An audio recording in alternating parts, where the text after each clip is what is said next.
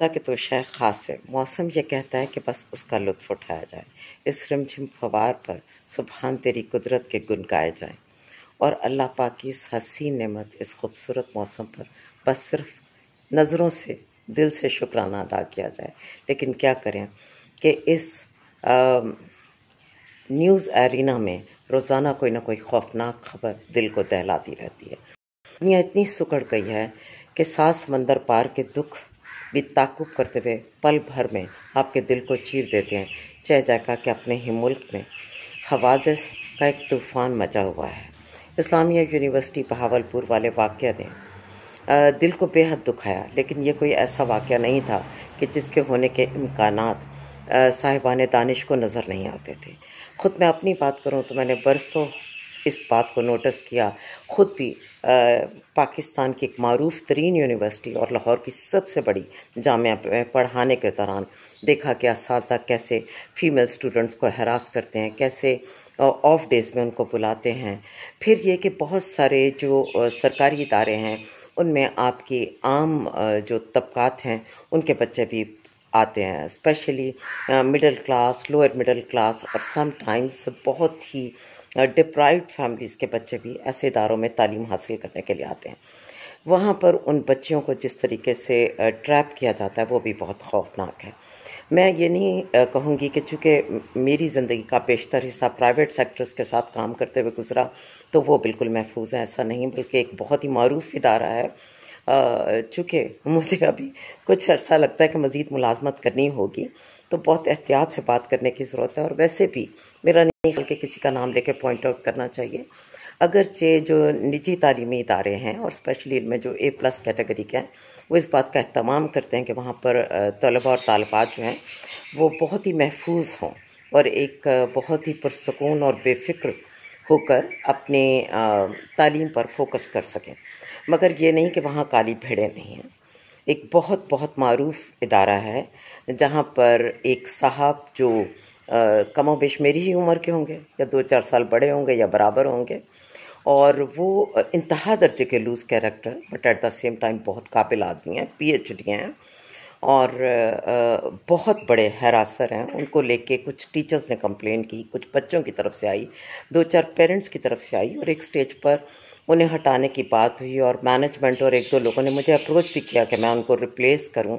लेकिन उनके कनेक्शंस का ये आलम है कि वो ओपनली म्यूज़िक नाइट्स पर, फेयरवेल पर, डिफरेंट फंक्शंस पर बच्चियों के वीडियोस बना रहे होते थे और उन पर कोई रोक टोक नहीं। बहरहाल वो इस इदारे में मेरी आखिरी इत्तला तक मौजूद हैं और शायद वजह यह भी है कि वो एक ऐसी ऑर्गेनाइजेशन है, अगर जो प्राइवेट ऑर्गेनाइजेशन सिर्फ ज़्यादातर मेरिट को देखती हैं, लेकिन वहाँ पर एक ख़ास मसलक के लोगों को ज़्यादा तरजीह दी जाती है। तो उस मसलक के लोगों के साथ उनके कनेक्शंस बहुत अच्छे हैं, तो वो अभी तक वहाँ पर हैं। और ये मेरा ख़्याल है कि एक वाहिद ऐसी मेरे नॉलेज में चीज़ आई जहाँ पर किसी प्राइवेट इदारे में एक शख्स जिसके लिए एविडेंस भी थे, जिसकी कंप्लेंट्स भी थी, जिसके लिए पेरेंट्स भी आए और उस पर कोई एक्शन नहीं लिया गया। अदरवाइज़ निजी इदारों में इस पर काम किया जाता है। अब जहाँ तक इस्लामिया यूनिवर्सिटी बहावलपुर वाला वाक़या या इस तरह के 20 वाक़यात जो अब ज़रा ज़्यादा खुलकर सामने आने लगे हैं, इनकी हम वजूहात पे जाएं तो ये कोई एक दिन में हादसात नहीं होते। इनके पीछे एक लंबी कहानी है। लाज़मी बात है, बच्चों के बहुत सारे खौफ हैं, आगे बढ़ने की कोशिश है। हमारे बेटे माज़रत के साथ, हमारे लड़के अब पढ़ाई लिखाई में उतने अच्छे नहीं, वो मेहनत नहीं करते। हर ख़ानदान में 4-5 निखट्टू बैठे हैं, उसमें बेटियों की ज़िम्मेदारी बहुत बढ़ गई है, घर के अखराजात पूरे करने। फिर जो बच्चियाँ दूर दराज के इलाकों से बड़े शहरों में आती हैं, हॉस्टल्स में आती हैं, तो वो जिस लाइफ को देखती हैं वो बिल्कुल ऐसे जैसे लाहौर में एक डिप्राइव्ड फैमिली का बच्चा all of sudden America, Canada, New York, Washington DC, Toronto पहुंच जाए। तो जो उसके दिल की हालत होगी वही उन बच्चों की होती है। यहाँ पर आने के बाद वो इजीली ट्रैप हो जाते हैं। दूसरी एक चीज़ जो मैंने अपने करियर में कुछ वालिदैन को बहुत ढके चुके पे अल्फाज में कही, क्योंकि मैंने ओपनली कह नहीं सकती थी, मेरी मजबूरी, कि खुदा के वास्ते इस ग्रेड से आप बाहर आ जाएं। एज अ गेस्ट स्पीकर मुझे जहाँ बुलाया जाता है, अगर वहाँ पर स्टूडेंट्स या कोई यंगस्टर्स हों तो मैं उनको हमेशा दरख्वास्त करती हूँ कि प्लीज़ आप ग्रेड कॉन्शियस मत हों। दूसरी बात है, हर बंदे को यूनिवर्सिटी कॉलेज जाने की ज़रूरत नहीं है। आपके पास बेसिक तालीम होनी चाहिए और हुनर होने चाहिए। दूसरी बात, अपने बच्चों को घर में आज़ादी दीजिए, स्पेशली बाप भाई जो हैं वो उनके साथ इतना अच्छा सलूक करें कि उनके पास ये कॉन्फिडेंस हो, माएँ दोस्तों के वो हर मसला, हर बात स्कूल कॉलेज यूनिवर्सिटी की आके घर पे कर सकें। खुदा न खास्ता उन्हें कोई ट्रैप कर रहा हो, कोई इस तरीके से उनको हैरास कर रहा हो, तो उनके पास अपना घर होना चाहिए, अपने प्यारे होने चाहिए, क्योंकि ये यकीन आपको खड़े रहने में बहुत मदद देता है। लेकिन जब घरों में इस तरह का माहौल हो कि बच्ची आके बताए जी मुझे किसी ने तंग किया, वो आगे से उसी बच्ची पर चार्जेस लेके खड़े हो जाएं तो क्या होगा। दूसरी बात है ड्रग्स, स्कूल्स कॉलेजेस और यूनिवर्सिटी जहाँ जहाँ पर भी है, माजरत के साथ उसमें इन इदारे के लोग जो हैं वो बुरी तरह से इन्वॉल्व हैं। फिर इजी मनी वो हर कोई चाहता है, मेहनत तो हम करना नहीं चाहते, भले आहें बददुआएं अपने लिए, अपने पूरी 7 नस्लों बल्कि क़यामत तक की नस्लों के लिए ले लें, लेकिन हम खुद को ठीक नहीं करना चाहते।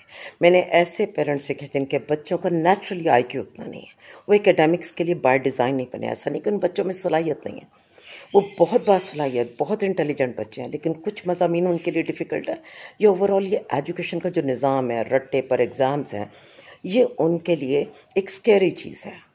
ऐसे में वालिदैन ख़ास तौर पर जब अपने बच्चों को प्रेशराइज़ करते हैं रिज़ल्ट्स के लिए तुम्हारा, फिर उनका मुवाज़ना करते हैं उनके कज़न्स के साथ, बहन भाइयों के साथ, तो वो बच्चे ऐसे लोगों के ट्रैप में आ जाते हैं। खुदा के वास्ते ऐसे हादसात का तमाम इल्ज़ाम हम इन चीफ प्रोफेसर्स पर नहीं दे सकते। मैं अभी कुछ दिन पहले स्टूडेंट्स के ग्रुप से बात कर रही थी और उन्होंने मुझे अपने एक प्रोफेसर के बारे में बताया कि वो हर बच्ची को कहेंगे डार्लिंग इधर आओ, डार्लिंग उधर जाओ। मैंने ये बात आती है, मैंने बड़ी यंग एज में टीचिंग शुरू की।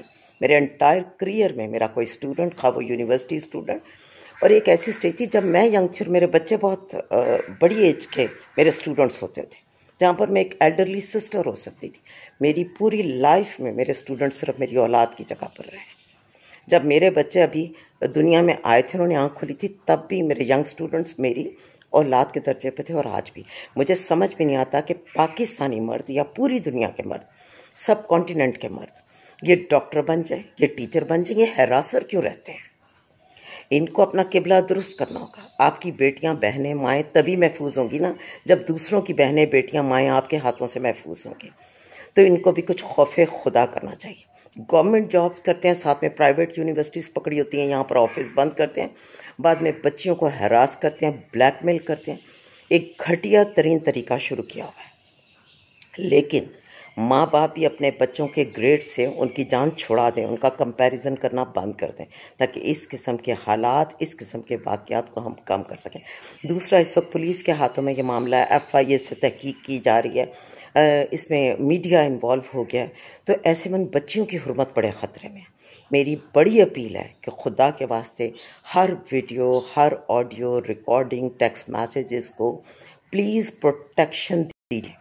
इन बच्चियों को मत बदनाम होने दें, और ना ही ज़रूरी नहीं कि यूनिवर्सिटी के लोगों ने अगर वो वीडियोस और बना के बेची हैं तो हमारी माशाल्लाह से FIA, हमारी पुलिस वो कितनी की अच्छी है हमें अंदाज़ा है।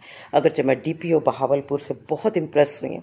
अल्लाह पाक उनको स्ट्रेंथ दे कि जिस मजबूती से वो खड़े हैं, परवरदिगार उन्हें हिम्मत दे। बहुत अच्छा लगता है कि अगर हमारे मुल्क के दिफाई इदारों में, खा वो शहरी दिफा के लिए हों हमारी पुलिस, या हमारी सरहदों के दिफा के लिए हों, इनमें जब कोई शरीफ नफ्स बाकिरदार बंदा आप सुनते हैं, क्योंकि आटे में नमक के बराबर ही हैं इनमें से कुछ अच्छे, तो जब आप सुनते हैं तो आपके दिल से बड़ी दुआ निकलती है, और आपका डूबता हुआ यकीन, डगमगाता यकीन जो मुसलसल मुतज़लज़ल है इस मुल्क में रह के, वो दोबारा से बनने लगता है। तो खुदारा जो तालीमी इदारों में लोग हैं, जो मैनेजमेंट के लोग हैं, वो भी कुछ एहतियात करें। मुझे बल्कि इसी से एक वाक़या याद आया कि लाहौर की एक बहुत मारूफ निजी दरसगाह के प्रिंसिपल जो बहुत अरसे से वहाँ बैठे हैं, उनसे एक दफ़ा हमारे एक बहुत सीनियर कलीग हैं, उन्होंने सिर्फ इतनी दरख्वास्त की कि सर यहाँ पर ड्रग्स का कुछ बच्चे कर रहे हैं तो आप इसको करें।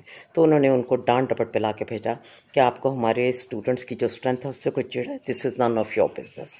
सो यहाँ पर मजबूरी ये है कि इस हमाम में सभी नंगे हैं, तो माँ बाप को भी अपनी इस्लाह करनी होगी, बच्चों को भी अपना एतमाद गेन करना होगा, और स्पेशली हमारी बेटियों को बहुत अच्छे तरीके से ख़ुद को संभाल कर चलना होगा।